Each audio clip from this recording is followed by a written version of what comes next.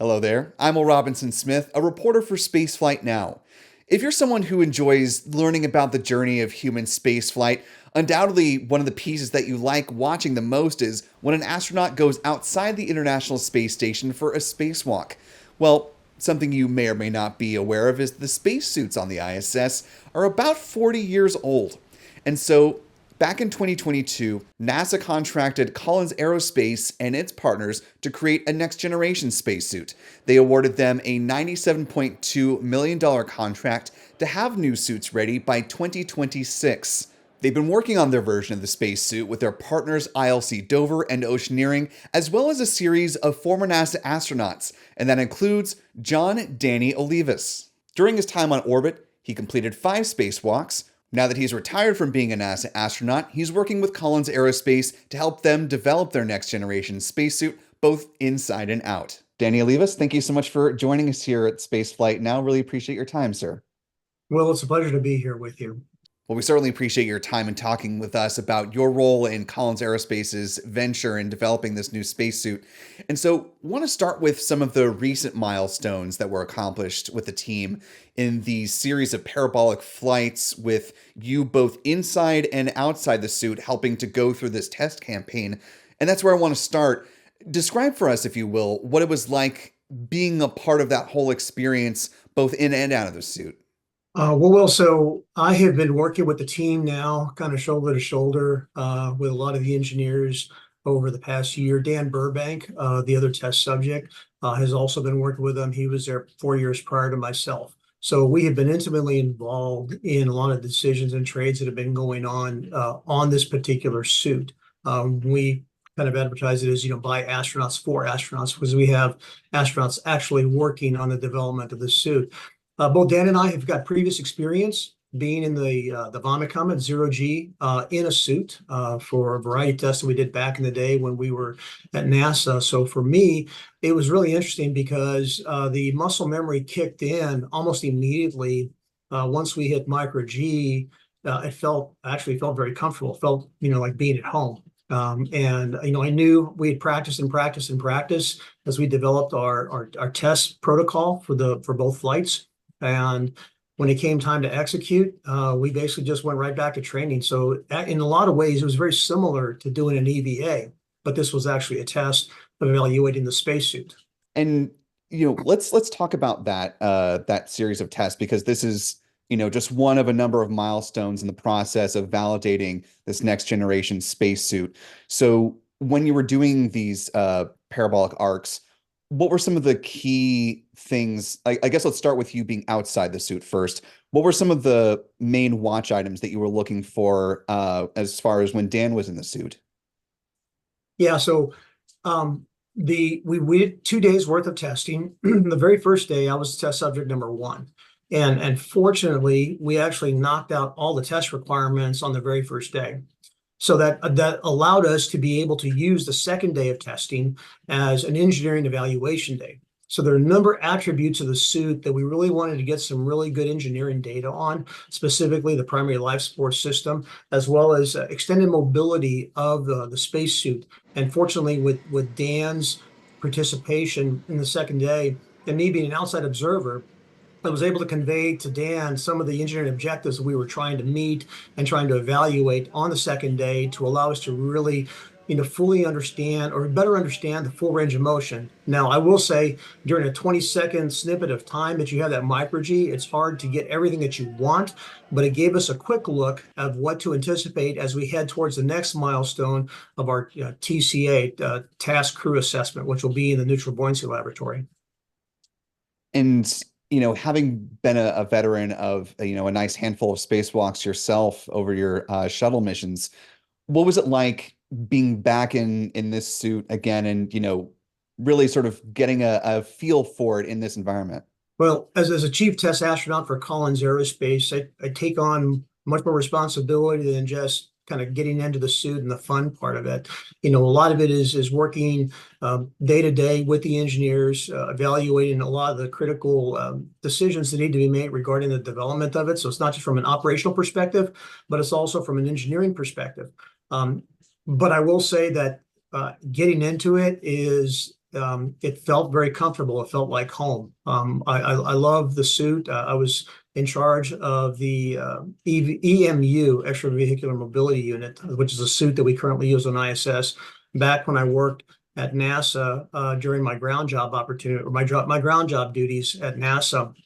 So for me, it's kind of I would say the best of both worlds. I get to be an engineer, work on hard engineering problems and trying to help develop a next generation spacesuit, and then also to become an operator and look at it from a perspective of what it's going to take to keep the crew safe. I mean, that's first and foremost, as well as extend the mobility of the next generation spacesuit. And having that engineering experience, as well as, a pretty thorough knowledge of the current generation of spacesuits on station, what are some of the most important aspects that need to be updated from your perspective on the suit that Collins is working on? So I would kind of break it up into, well, I'll say three elements. Element number one is mobility and being able to accommodate the anthropometric range that is the crew office. The EMU essentially it did a great job for what it did at its time, based on its design and what we knew at the time. And what we discovered over years of using it is that it was biased towards the larger crew members. That meant that smaller crew members had a more difficult time using the limited set of hardware that we had available to assemble a suit. Additionally, the mobility of the suit was very constrained, again, based on not knowing a whole lot of how we were going to apply the suit. Collins, and again, we've been building the suit since the Apollo era, did a best guess estimate on the application, and lo and behold, we're building the International Space Station with it. So what we discovered is that there were some significant issues associated, especially with shoulder mobility. So the intention with the next generation suit was to correct and improve on the lessons that we've learned with the EMU. The two other aspects were maintainability, being able to come up with a suit that could be maintained on its own because of the current design of the next generation suit. We have anywhere between 90 to 95 extensibility for lunar application, which means that we have to be able to swap hardware out remotely. And then also issues associated with obsolescence of parts in the current EMU, which is one of the big drivers behind why we need a new suit to begin with. And then the last thing is implementation of new technology. That new technology allows us to actually reduce some of our consumables on orbit, like the metal oxide canisters that we use to scrub carbon dioxide out of the breathing air. Also, we're able to implement innovative cooling methods, new battery technology, new informatics, new computer systems. Essentially, I say that the difference between the old suit and the new suit is best thought about what's the same. And it's just two arms, two legs, a helmet, and they're white. Other than that, everything else is different with the new suit. You mentioned the importance of being able to have the suit conform to a number of different body types and sizes.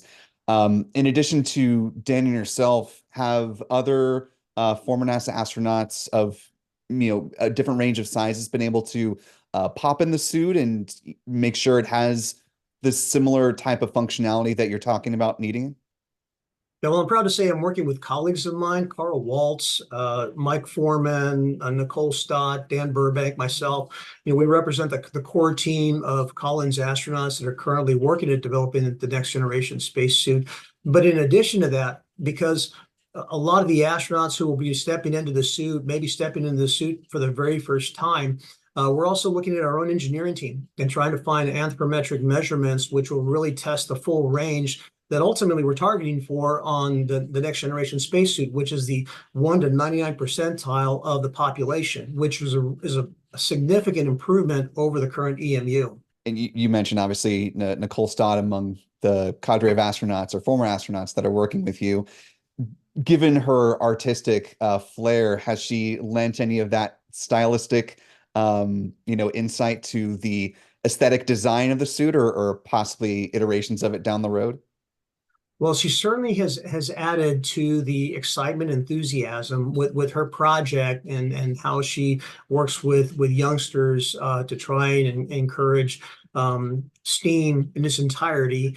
They come up with these really beautiful suits, but as you can see from my 128 patch here, that she and I were EVA buddies on EVA 1 on STS 128. I had the privilege to fly with Nicole. It's a privilege to work with her again on this next generation spacesuit. We have a lot of objectives that we're trying to meet, and her contributions are going to go a long way towards representing the challenges that, to be quite honest with you, affected the folks that had a smaller stature, being able to perform in the suit, primarily because, we had this hard upper torso, which, was not necessarily adaptable for the smaller frames.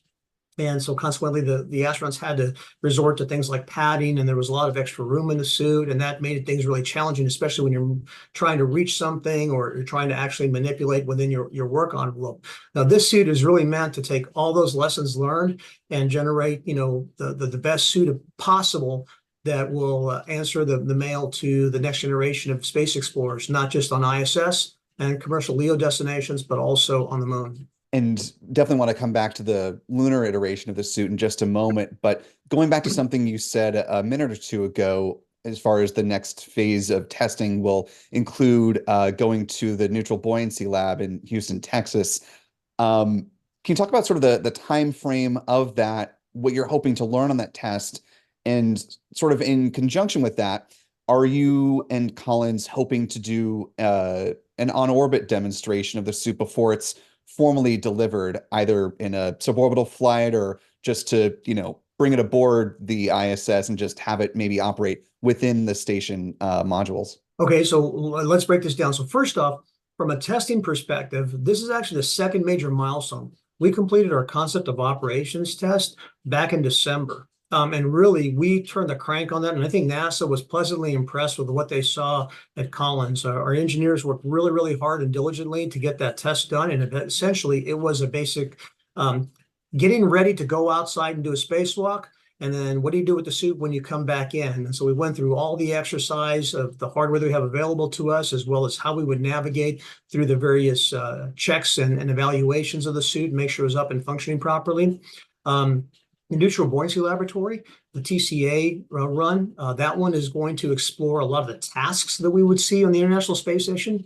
As you're well aware, this XEVAS contract award that we have at NASA is actually targeted at the ISS suit. So we are meant to basically replace that is on orbit right now, the EMU. And the intent is actually at the beginning of it is to fly with a mixed fleet, both an EMU and the next generation spacesuit. And so the target date on that is a DTO of 2026, which is kind of right around the corner if you're building a spacesuit. And so the team is working really aggressively, and the intent is that by the end of 2024, we'll be through CDR and well on our way to delivering the first suit on orbit that'll have its first EVA run sometime in 2026. And backing up to, the experience that you just had on the parabolic flight, you mentioned it was a lot of muscle memory and coming back to that. But was there anything that surprised you about the functionality of the suit, or just being in that environment that maybe you thought would be something you would experience, but maybe just sort of jumped out at you, or was a more noteworthy, part of that whole testing campaign? Well, so let me tell you what worked really, really well and what also kind of gave me fits. We spent a lot of time agonizing getting in and out of the airlock. So we basically created a crew lock that was representative geometrically of what the astronauts experience up on ISS right now. And you can imagine in a 20-second duration, the last thing in the world you want to do is be stuck across the hatch in a big, heavy spacesuit, right? And because when you get at the bottom of the parabola, instead of going from, micro G or 0G down to a 2G pullout, that's a lot of weight and a lot of stress on the components as well as the belly button inside. So we wanted to conduct this safely. So we spent a lot of time practicing that, going over exactly what we'd do, making sure the technicians were where they needed to be in order to save the test subject. And as it turned out, it was almost a non-issue. But Dan and I both popped in and out of the airlock in EV1 position and EV2 position. When Dan did his, we had another crew member kind of stand in for what EV2 would be like in the crew lock, very tight area and confined. And it was no problem at all. And so that really worked out very, very well. And I think it goes to a lot of the hard training and preparation that the team put forward prior to getting to that point. Now, the thing that really gave me some fits was the ingress into the articulating portable foot restraint, the APFR. This is the thing that we use, the little stanchion that we use to kind of keep us stable when we're working on orbit. 20 seconds is a lot of time, to find your feet, find the boot plate, and then get inside the boot plate. In the NBL, sometimes it can take upwards of 5 to 10 minutes for some crew members to even ingress an APFR. And so we had 20 seconds in which we had to accomplish this task. And as I said earlier, we accomplished everything on the first day. So I was able to pop in a 20-second time frame, although it took me several parabolas to get prepared to be able to do that, just to figure out where everything was geospatially. But definitely what added to that was just the mobility of the suit, the flexibility, especially in the arms, and being able to bring your arms really far in, as well as move through the entire range, normal working range of an astronaut on ISS, which you don't have in the current EMU. EMU locks you out at your shoulder bearing, and consequently, the only way that you can actually reach higher in your work envelope is you have to reposition that bearing up higher, and then as soon as you've done that, you no longer can kind of work lower. But this one pretty much gives you everything that you need as far as being able to work on any task that I believe we're going to see at ISS. But NBL will be the true test of that. And it's a little hard to get a full picture of the team surrounding you and your colleague when you were within the test. About how many additional support staff from Collins were within the plane or on the ground? I guess if you can give us sort of a full picture of sort of what that day looked like from a team perspective. Sure. So you had representatives from Oceaneering, from ILC Dover, and from Collins Aerospace. All engineers, all had different things that they were capturing during the evaluation. The total number of people that were on board, we had 25 total, including myself, in addition to having all the representatives from Zero G, which is probably another, 7 or 9 or so. So it was a pretty packed plane. And the way it worked was that ILC essentially focused on the suit itself, because this was a PGS, the pressure garment systems evaluation, for mobility. This is the part that the astronaut wears, not the primary life support system. That only works in vacuum and in space. But as we, so the ILC technicians were focusing entirely on positioning of the astronaut, making sure that they had breathable gas, make sure they had appropriate cooling, communications was set up. And then we had test directors for Collins that were instructing on what needed to be done and when it needed to be done. It's like the very next parabola, here's what we're going to go do. And then you had a number of Oceaneering people. The Oceaneering people were also responsible for helping with some of the tool setup and making sure. And by the way, it was great that we had them on board, because we had some anomalies creep up that they were just able to jump right on top of. Adele Ludo, who did a phenomenal job. And then the Collins engineering support team was there to basically document all the parameters that we were trying to document. We've just gone through all the data. We have now actually identified all the video snippets and fixtures that can demonstrate our compliance with the CCA objectives. And those are going to be spliced together, and we can present that to NASA as a nice tight package that says, here's what we said we were going to go do. Look, we did it. And so really, it was a team effort, and everybody pulling together. They were there to back each other up. If someone didn't feel so hot, they could kind of pop right in from a primary position to a backup position. And we had just a rotating sequence of people, and it was all very well planned out. That's why we were so successful. And given that this is, obviously a very complex undertaking, developing a new spacesuit, what would you say is, I guess, maybe the most challenging item that's still yet ahead of you and the team as far as development of the suit? I would say that the biggest challenges I think that we have in front of us right now are things that are outside of the Collins control, which would include our coordination with our suppliers and supply chains. We have to get requirements over to them on hardware specifications, drawings, requirements on performance. The manufacturers have to then, produce those components. Whatever we need to produce inside, we have to produce those as well. And then all that has to be integrated. This is really a fast-moving bus, and we are everyone's moving as fast as they possibly can to try to make sure that we meet all of our milestone requirements per the contract. So I think that is probably the biggest challenge. But what I will say is that it's not necessarily the challenge. I think we've got a really strong technical solution. I feel very confident. I've seen it, I understand it from a technical perspective, from an engineering perspective, as well as a user perspective. And so I'm confident that we will have a solid engineering solution by the time we get to our critical design review, CDR, later this year. And obviously, Collins Aerospace and your team and your colleagues are not the only ones that are developing the new suit. Sort of on the flip side of the coin, you have Axiom Space working on the lunar version of the suit, and then following that with their version of the ISS EMUs. So I guess the question I wanted to ask is, how important is it to have both Collins and Axiom as these two principals, both developing their own versions of both lunar suits as well as suits that will be used on the space station? Well, I mean, first off, I'm very hopeful and optimistic that Axiom is going to be successful in their meeting their objectives for Artemis 3. They're critical. If you're going to go to the moon and land on the moon, you're going to want to be able to walk around on the moon as well. So I wish all my colleagues and friends out at the Axiom the best of luck in meeting their objectives. I would say that we have some fundamental differences in our design approach towards the suit, as I understand it and as I've seen it. The Axiom suit is a rear entry suit that's similar to like the Orlan suits of the Russian type suit, where you open up the backpack and climb in from the back and put it on, where the PGS is kind of integrated into the entire assembly. Ours remains a waist entry suit, so we basically put on our suit, one leg at a time, just like every other working person here on planet Earth.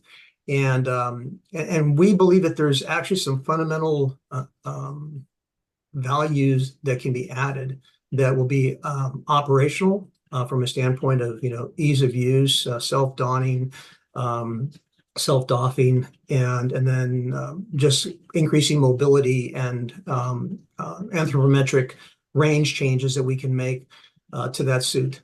We believe our mass is I think we feel like we're pretty confident we're going to be better on mass, which is in a micro-G environment, maybe not that important, but if you're walking around the moon, it's like going out and doing a hiking trip. You want a lighter backpack, not a heavier one. So we're shooting for a lower weight compared to the EMU. And yeah, but I mean, I think it's great to have them involved. I only want the best for them, because at the end of the day, look, it's about building safe spacesuits for astronauts, right? And so we can't want any of us to fail. Hopefully we'll get there, and NASA will have a decision based on whatever the mission objectives are, which suit they want to use for which particular application, depending on what the requirements are. And to the point of your lunar versions of the suits, where I guess how is development going on that as compared to the EMU iteration? I imagine, since that's sort of the follow-along piece of the contract, that's slightly, not quite as developed, but I'm sure a lot of it's being run in tandem, right? Yeah, and if you think about it from a development standpoint, because the environment generally is the same, with the exception of maybe the contamination issue, the lunar contamination, as far as operating in vacuum, thermal extremes, things of that sort, as we're designing the current ISS replacement, we can forecast in the future. We received a crossover contract award last year that allows to take a look at the requirements of lunar application and start to come up with basically a closure plan. Like, how do we get to the moon from ISS? I would say the biggest changes are going to be in the boots, right? And then also the environmental protection garment, the EPG. But as far as the PLIS is concerned, I think we're solid on the primary life support system, which has all the hardware which keeps the astronaut alive in space. The actual pressure garment system, is designed right now for more mobility actually on ISS than will ever be utilized. Like the leg joints that we have created provide a greater level of mobility than the EMU does, and that's because the intention is to ultimately have that applied to our lunar applications. And lastly, just because I know, unfortunately, our time is running short here, um, we've seen a number of astronauts like your former colleague Michael Lopez Alegria get opportunities to come out of retirement and head back up to orbit. So, do you have your eye on, future plans and potentially could we see you on orbit in one of these Collins built suits? The answer to that is pretty clear. No and never. And the reason being is because, look, I got an opportunity to fly in space when I did the space shuttle program. I'm so happy I had that opportunity. I was privileged to fly alongside my colleagues, privileged to work on building the International Space Station. But at my core, I'm an engineer. I mean, I love building and I'm passionate about space. And I often tell, like, even students, my greatest accomplishments as in space had nothing to do with what I did on orbit. Had everything to do with what I did on the ground. And I'm so proud to be here as part of this team. I would be nowhere right now other than here, working in space and being able to build a generation of spacesuits that will kind of follow along the path of the predecessor EMU. The Collins Aerospace, formerly Hamilton's standard, goes all the way back. Our heritage goes all the way back to the Apollo era. We have been the only spacesuit builder in town.